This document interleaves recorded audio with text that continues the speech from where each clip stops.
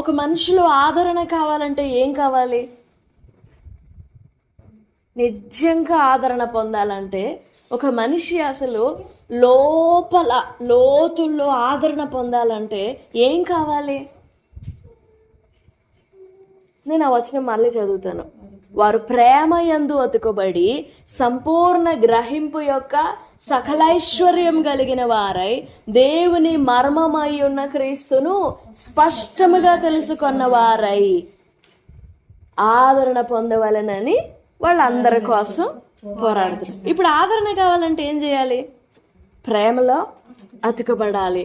ఈ ప్రేమలో అతుకబడము వలన కలిగే కో బ్లెస్సింగ్స్, సబ్ డివిజన్స్. ప్రేమలో అతుకబడము ద్వారా, ప్రేమలో అతుకబడము ద్వారా, ప్రేమలో అతుకబడడం ద్వారా 2 క్వాలిటీస్ వస్తాయి. ఏంటవి అని అంటే, ఒకటి సంపూర్ణ గ్రహింపు యొక్క సకలైశ్వర్యం. ఏంటది? సంపూర్ణ గ్రహింపు యొక్క. రెండవది దేవుని మర్మమై ఉన్న క్రీస్తును స్పష్టముగా తెలుసుకుంటాం. ఎలాగా? స్పష్టంగా. ఎవరిని గురించి?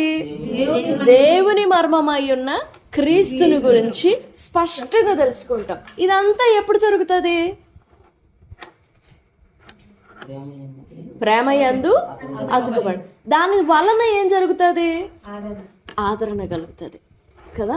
ఒకదానికొకటి ఇంటర్లింక్డ్ వర్సెస్, మాటలు. సరే, ప్రేమలో అతుకబడడం అంటే ఏంటి?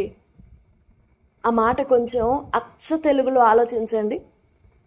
కొంచెం బాగా చెప్పాలంటే ప్రేమలో అతికించబడడం. ప్రేమలో అంటే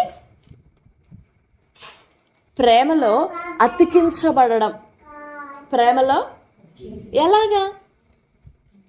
ప్రేమలో అతికించబడడం అంటే ప్రేమలో అతికించబడడం ద్వారా హృదయంలో ఆదరణ పొందుతాం, ఆదరణ కలుగుతుంది. ఎలాగా? ఆదరణ ఎలా కలుగుతుంది? ప్రేమలో అతికించబడడం ద్వారా. అగాపే ప్రేమ, ఫిలియోస్ ప్రేమ, ఇలా గ్రీకులో ప్రేమను గురించి చాలా విధాలుగా వివరించడం ఉంటుంది. ఈ ప్రేమను గురించి యోహాను సువార్తలో యోహాను 21వ అధ్యాయంలో చూడండి. 21వ అధ్యాయం యోహాను సువార్త 15వ వచనం, 16వ వచనం, 19, 20 వచనాలు. 15వ వచనం, యోహాను కుమారుడైన సీమోను, వీరి కంటే నీవు నన్ను ఎక్కువగా ప్రేమించుచున్నావా? ఇక్కడ ఒక డిఫరెంట్ ప్రేమ ఉంటుంది చూడండి. వీరి కంటే నీవు నన్ను ఎక్కువగా ప్రేమిస్తున్నావా? వీరు అంటే ఎవరు? శిష్యులందరూ. సెకండ్ రకము ప్రేమ చూడండి. 16, యోహాను కుమారుడైన సీమోను, నన్ను ప్రేమిస్తున్నావా? 17, నన్ను ప్రేమిస్తున్నావా? 3 రకాలైన ప్రేమలు కనపడతాయి అక్కడ. దాన్ని కొంచెం లోపలికి వెళ్తే ఇంతకుముందు చెప్పుకున్నా. వీళ్ళందరికంటే నన్ను ప్రేమిస్తావా? నీకు కలిగి ఉన్న దానికంటే నన్ను ప్రేమిస్తావా? లోకమంతటి కంటే నన్ను ప్రేమిస్తావా? నీకు తెలిసిన దానికంటే నన్ను ప్రేమిస్తావా?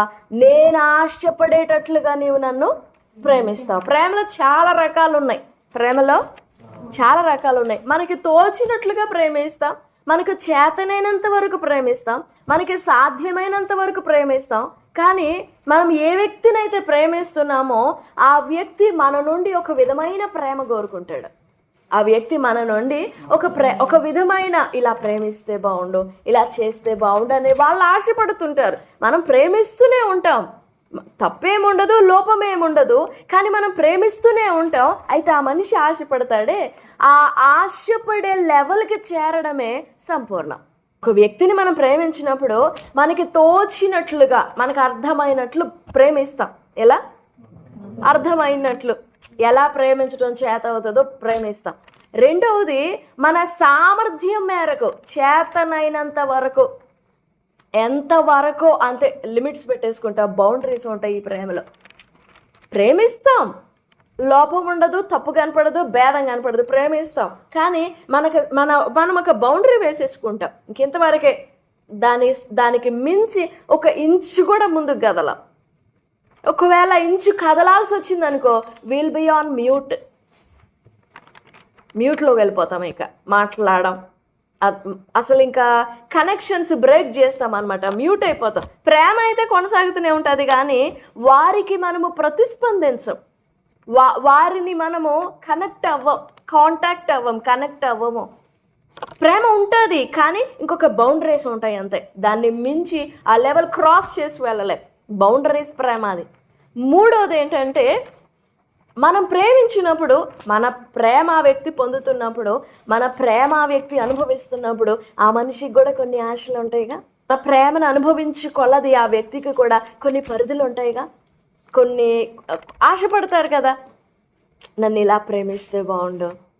ఎందుకంటే మనం ఆ వ్యక్తిని అర్థం చేసుకోలేం. మనకి తోచినట్లేదో మనకి చేతనైనంత వరకు ఏదో ప్రేమిస్తాం కానీ ఇంకొంచెం అని కానీ ఇలా ప్రేమిస్తే బాగుండని అనుకోరా? అప్పటి వరకు పేతురు ఏమనుకున్నాడు అంటే, నీకోసం నేను ప్రాణమైనా ఇస్తాను. ఇదేంటి అసలు నా విషయంలో అభ్యంతర పడుతున్నావేంటి? నా సంగతి నీకు తెలీదా ప్రభువా? నీకోసం నా ప్రాణం ఇవ్వడానికైనా నేను రెడీ. అలా అనుకుంటున్నాడు పేతురు. నేను ప్రేమిస్తున్నాను ప్రభుని, నా ప్రాణం కంటే ప్రభు కంటే నా ప్రాణం ఏమి ఎక్కువ కాదు, నేనేమైనా చేయగలను అని తనని గురించి తాను అనుకున్నాడు. వీరి విషయంలో నువ్వు అభ్యంతర పడవచ్చేమో కానీ నా విషయంలో నువ్వు అభ్యంతర పడని అవసరం లేదు, నా విషయంలో నువ్వు కంగారు పడని అవసరం లేదు. వీళ్ళందరి వలన నువ్వు అభ్యంతర పడవచ్చేమో, నాకు తెలియదు వాళ్ళ సంగతి, అభ్యంతరం వస్తుంది వాళ్ళ వలన, నాకు తెలియదు వాళ్ళ కెపాసిటీ, వాళ్ళ స్టామినా, వాళ్ళ ఎబిలిటీ. కానీ నా విషయం అయితే నువ్వు అస్సలు అభ్యంతర పడ అవసరమే లేదు. అందుకే ప్రభు అన్నారు, నువ్వే కదా అన్నావు వీరికంటే ప్రేమిస్తావా నన్ను? ఇదిగో ఈ ధోనిని, వాళ్ళని, తండ్రిని, కుటుంబంలో అన్నీ విడిచిపెట్టి నీ దగ్గరికి వచ్చి సేవించాము అంటున్నావు కదా, వీటికంటే నువ్వు నన్ను ప్రేమిస్తావా? ప్రేమించగలవా? మూడవదిగా, నేను ఆశపడినట్లుగా నువ్వు అసలు నన్ను ప్రేమిస్తున్నావా అని అంటే మూడవ మాట చాలా బాధ కలిగించిందంట పేతుర్ని. అది హృదయపు లోతుల్లోనికి వెళ్ళి రహస్యపు హృదయం లోపల ఉండిన ఆ అట్టడుగు భాగాన్ని చీల్చుకుంటూ పోయిందంట. అప్పుడు చాలా బాధ కలిగిందంట పేతురికి. అప్పుడు ఒప్పుకుంటాడు, ప్రభువా అసలు నేను ప్రేమిస్తున్నానా లేదా నీకే తెలుసయ్యా, నేను చెప్పలేను, నాకు అర్థం కాదు. ఈ ప్రేమల గురించి గ్రీక్ భాషలో చాలా విధాలుగా మనం అర్థం చేసుకోవచ్చు, ధ్యానం చేసుకోవచ్చు. ఇన్ని రకాలైన ప్రేమలు ఉన్నాయి కదా. ఈ కొలసి పత్రికలో పౌలు అదే ప్రేమ అనే మాటను తీసుకొని అగాపే ప్రేమ అని కొలసి పత్రికలో కనపడే ప్రేమ అనే మాట అన్నిటికీ కూడా గ్రీకులో ఉన్న పదం అగాపే. అగాపే అని అంటే దేవునికి సంబంధించిన ప్రేమ, దేవునిదైన ప్రేమ, దేవుడు ఆశపడే ప్రేమ. మనల్ని ప్రేమించినప్పుడు కూడా మనకు సరిపడినంత ప్రేమించడు ఆయన.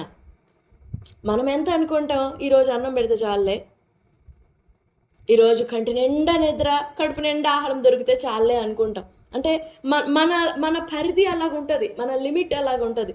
ఈ సమస్యలు ప్రేమిస్తే చాలే, ఈ అక్కరలో నన్ను ప్రేమిస్తే సరిపోతుంది, ఇది ఒక్కసారి నన్ను ప్రేమిస్తే ఇంక అసలు నేను ఇంకేమీ అడగను, జీవితంలో ఇంకేమీ అడగను. అంటే దేవుడు మనల్ని ప్రేమించాలని ఆశపడతాంలే కానీ మనకంటూ కొన్ని ఉంటాయి. ఇంకా మన జ్ఞానం కానీ, మన గ్రహింపు కానీ, మన ఇష్టం కానీ, ఇంకా అంతకు మించి మనం ఆశపడలేము, అడగలేము. గ్రహింపు అంతకంటే ఉండదు. కానీ దేవుడు మనల్ని ప్రేమించేటప్పుడు మన లెవెల్స్ని బట్టి కాదు ప్రేమించేది. ఇందాక పాడుకున్నామే, అగాధ సముద్ర జలములైన ఈ ప్రేమను ఆర్పజాలవు. సముద్రాలు ఆర్పుతాయి ఆ ప్రేమనే. సముద్రపు నీళ్ళ కొలత ఎంత? ఎన్ని గ్యాలన్స్ ఆఫ్ వాటర్స్, ఎన్ని లీటర్ల నీళ్ళు. ఆ నీళ్లు, ఆ సముద్ర జలాలు దేవుడు మన మీద ఉన్న ప్రేమని, మన పట్ల కలిగి ఉన్న ప్రేమని ఆర్పలేవు. అంత లోతైనది దేవుడు మన పట్ల కలిగి ఉన్న ప్రేమ. అంత లోతైనది, పొడవైనది, వెడల్పైనది, ఎత్తైనది దేవుడు మన పట్ల, మన విషయంలో కలిగిన ప్రేమ. అంత లోతైనది మన పట్ల కలిగి ఉన్న ప్రేమ. ఆ ప్రేమను గురించి రెండవ అధ్యాయం 2వ వచనంలో అంటున్నాడు పౌలు, ఈ ప్రేమలో గనుక మీరు అతికించబడినట్లయితే, ఏ ప్రేమలో? లోతైన, హెచ్చైన, అధికమైన. ఎఫెసీ పత్రికలో అదే ప్రేమను గురించి మరొక మాట ఉంటుంది చూడండి. ఎఫెసీ పత్రిక 3వ అధ్యాయము 15-16 వచనాల్లో 18వ వచనం లాస్ట్ చూడండి. ప్రేమయందు వేరుపారి స్థిరపడి సమస్త పరిశుద్ధులతో కూడా దాని వెడల్పు, పొడగు, లోతు, ఎత్తు ఎంతో గ్రహించాలి. ఎప్పుడు గ్రహిస్తాం? అది లోపలికి పోయి వేరుపారినప్పుడు. ఎప్పుడు? ఆ ప్రేమ లోతునకు వెళ్ళి వేళ్ళూనాలి. మనం అది కొత్త చెట్లు నాటినప్పుడు నేను అది బ్లాక్ కవర్స్లో వేసి ఉంచుతారు కదా, అది తీసుకొచ్చేసి కుండీలు వేయటానికని ఓపెన్ చేసి రూట్స్ అన్ని క్లియర్ చేసి కడిగి పెట్టా. అప్పుడు చూశాను అది ఆ కవర్ వరకే మొత్తం స్ప్రెడ్ అయి ఉంది. అదే ఆ రూట్, ఆ వేరుని, ఆ మొక్కని మనం భూమిలో నాటామనుకో ఏమైంది? అటు పోతాయి. ఆ వేర్లు చుట్టూ ఎక్కడికంటే అక్కడ దాకా వెళ్ళిపోతాయి. ఇప్పుడు మన కొబ్బరి చెట్లు వేళ్ళు ఎక్కడ దాకా పోయి ఉంటాయి? అందుకే అక్కోళ్ళ ఇంటి దాకా పోయినా ఆశ్చర్యం లేదు. అలా భూమిలో నాటబడినప్పుడు ఆ వేరు ఎంత లెంగ్త్ వెళ్తుందో తెలియదు మనకి, కనిపెట్టలేం. ఎందుకంటే అంత లోతుగా ఈ పెద్ద పెద్ద చెట్లు ఉన్నాయి చూసారా, మర్రి చెట్టు, చింత చెట్టు, వేప చెట్టు, ఇంకా వాటికి ఎవరు నీళ్ళు పోస్తారు? మరి అవి ఎట్లా పెరుగుతున్నాయి? వర్షాకాలానికి ఎప్పుడో వర్షం వస్తుంది, మరి నీళ్ళు ఎట్లా అందుతున్నాయి? అవి లోతునకు ఇయర్స్ అనుభవం వచ్చే కొలది, అది పెరిగి పెరిగి పెరిగి పెద్దదయ్యే కొలది దాని వేరు లోపలికి పోయి భూమి అడుగు భాగంలోని నీళ్ళని పీల్చుకుంటాయి. అంటే అవి పైనుండి మనిషి పోయిన అవసరం లేదు, భూమి లోపలికి లోతునకు పోయి వేళ్ళన్నిటి స్ప్రెడ్ అయిపోయి ఇంకా పాకుతూ ఉంటాయి ఆ వేళ్ళు. అలా లోపలికి పోయి భూగర్భ జలాలని తాగుతాయి అవి. అందుకే సరిపడినంత న్యూట్రిషన్స్ అందుతాయి ఆ చెట్లకి. అలాగా మనం ప్రేమ లోపలికి వేరు పారినప్పుడు, లోపల వేరు పారినప్పుడు అసలు ఇది ఎంత లాంగ్ వెళ్ళగలదో తెలుస్తుంది. నా మాట అర్థమవుతుందా? ఎంత పొడవు వెళ్ళగలదో తెలుస్తుంది. మనకేం తెలుసు ఈ కొబ్బరి చెట్టు వేరు ఎంతవరకు ఉండిందో?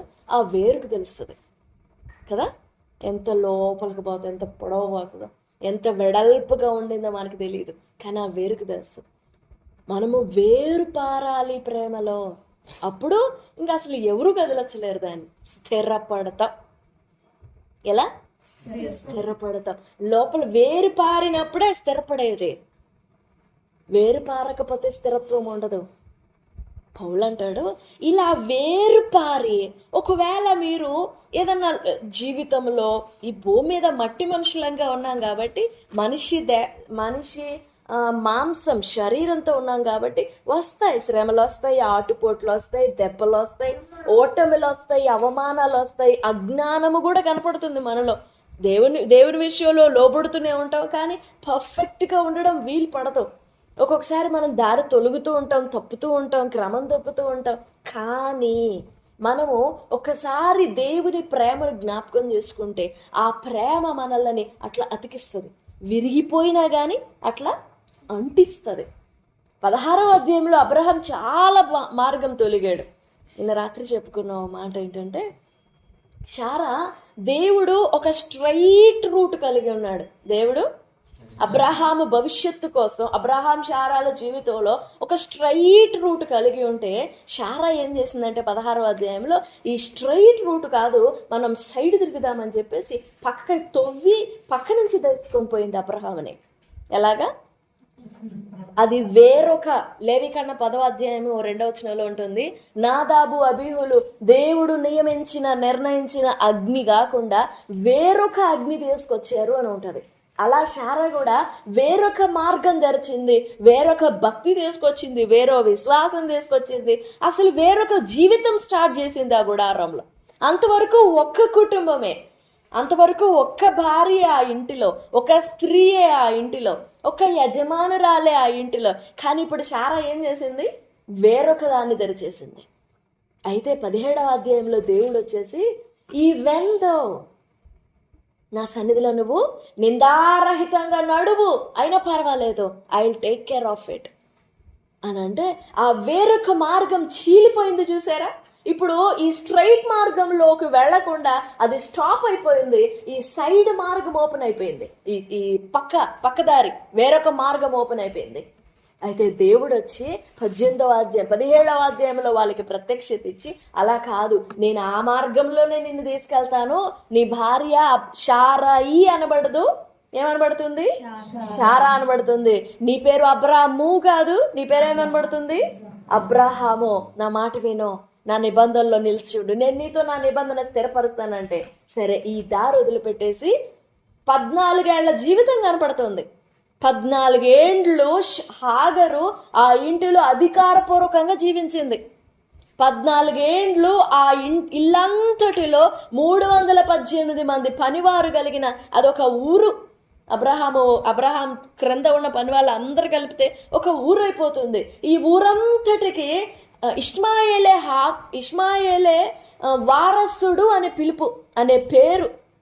ఏ గుడారంలో బట్టిన, ఏ పనివానికి బట్టిన, ఇదిగో మా యజమానుని కుమారుడు, మా వారసుడు, మా యువరాజు ఎవరు? ఇష్మాయేలే అనే పేరు. 14 సంవత్సరాలు నానుడి ఇష్మాయేలే వారసుడు అవుతాడని.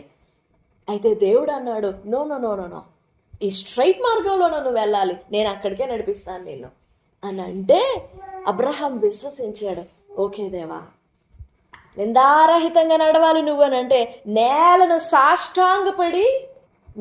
సాష్టాంగపడి లోబడ్డాడు అబ్రహాం. శారా కూడా లోబడి 21వ అధ్యాయంలో ఏం చేశాడు తెలుసా?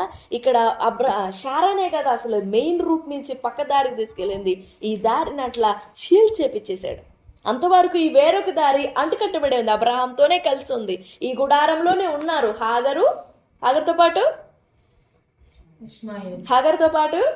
ఇష్మాయేల్. దేవుడు ఏం చేశాడంటే, ఆమె మనోనేత్రములు వెలిగింపబడి, ఆమె విశ్వాసంలో బలపడి ఏం చేసిందంటే, ఈ వేరొక మార్గాన్ని ఆమె చీల్చేసింది. ఇక ఆశీర్వాదం ఆ కొమ్మలోకి బాదు.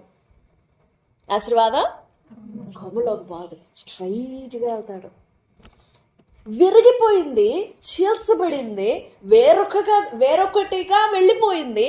కానీ దేవుడు ఏం చేశాడు? అతికాడు, మళ్ళీ చీల్చేసి అతికించాడు. అప్పుడు మనసులో ఆదరణ కలుగుతుంది. అప్పుడు ఆ కుటుంబంలో జీవం పుట్టింది. దేవుని జీవం పుట్టింది. దేవుని వాగ్దానం జీవం పోసుకుంది, నీరు పోసుకుంది, ప్రాణం పోసుకుంది, ఊపిరి పోసుకుంది ఆ కుటుంబంలో. అప్పుడే కదా శారా గర్భవతి అయింది, గర్భం ధరించుటకు శక్తి పొందింది. మన జీవితాల్లో మనము దేవుని ప్రేమ లోపలికి వెళ్ళి వేరుపారాలి, స్థిరపడాలి, పాతుకొని పోవాలి. అప్పుడు ఆ ప్రేమలో మనం అతికింపబడితే ఆ ప్రేమ ఎంతటి గాయాన్నైనా అతికిస్తుంది, ఎంతటి ఎడబాటునైనా అతికిస్తుంది. పరలోకానికి నరకానికి ఎంత దూరం ఉంది? ఎన్ని వేల కిలోమీటర్ల దూరం ఉంటుంది పరలోకానికి, నరకానికి, పాతాళానికి. కానీ యేసు ప్రభు వారి ప్రేమ వచ్చి పరలోకాన్ని, పాతాళంలో ఉన్న నిన్ను నన్ను పైకి రప్పించి పరలోకానికి తీసుకొని పోలా, మార్గం సిద్ధపరచలే, అతికిస్తుంది ప్రేమ. మన గుండెలని, మన హృదయాలని, మన మార్గాలని, మన విశ్వాసాన్ని, మన బలహీనతల్ని మనం చీల్చబడి ఉంటాం. ఒకసారి దేవుని మాటకి అవిధేయత చూపించామంటే మనం చీలిపోయినట్టే. కానీ ప్రేమ అతికిస్తుంది మనల్ని. అతికించబడినప్పుడు కలుగుతుందండి ఆదరణ, చెప్పనసఖ్యంగా అని దీవెన. అది వేడుకుంటున్నాడు పౌలు. వారు ప్రార్థన చేస్తున్నాడు, వారు ప్రేమ యందు అతుకబడి సంపూర్ణ గ్రహింపు యొక్క సకలైశ్వర్యం కలిగిన వారై దేవుని మర్మమై ఉన్న క్రీస్తుని తెలుసుకున్న వారై వారి హృదయములలో ఆదరణ పొందాలని నేను వారి కోసం ఎంతో పోరాడుతున్నాను. శరీర రీతిగా నేను వారికి కనపడట్లా, వారు నన్ను ఎరుగురు శరీర రీతిగా. కానీ కొలసి సంఘంలో ఉన్న ప్రతి మనిషి ప్రేమలో ఇలా అతుకబడాలని కోరుకుంటున్నా. ప్రభు సన్నిధిలో మనం కూడా అదే వేడుకుందాం. దేవా, నేను నీ ప్రేమలో వేరు పారాలి, నేను నీ ప్రేమలో వేళ్ళూనుకొని పోవాలి. నన్ను అలా లోతునకు తీసుకువెళ్ళండి. ఆ ప్రేమ భూగర్భ జలాలను త్రాగుతూ ఆ పెద్ద వృక్షాలలో బ్రతుకుతున్నాయో, నేను వేళ్ళూనుకొని పోవాలి నీ ప్రేమలో. ఆ సారాన్ని పీల్చుకుంటూ ఉండాలి. భూమి మీద ఉంటుంది అది, కానీ దాని వేళ్ళు ఎక్కడ ఉంటాయి? భూగర్భంలో. మనకు కనపడదు అది ఎంత లోతునకు పోయిందో. అంత లోతునకు వెళ్ళాలండి మనం కూడా. దేవుని ప్రేమ యొక్క లోతుల్లోనికి పోవాలి. అప్పుడు అతుకబడతాయి హృదయాలు, అప్పుడు మనస్సులు అతికించబడతాయి, ఆదరణ పొందుతాయి. అప్పుడు కలుగుతుంది సంపూర్ణ గ్రహింపు యొక్క సకల ఐశ్వర్యం. దేవుని మర్మమై ఉన్న క్రీస్తును స్పష్టంగా తెలుసుకోవడం అప్పుడు జరుగుతుంది. ప్రభు సన్నిధిలో వేడుకుందాం. ప్రభు సహాయపడతారు. దేవుడి మాటలన్నీ మన వెనుకల్లో దీవించును గాక. ఆమేన్, ఆమేన్.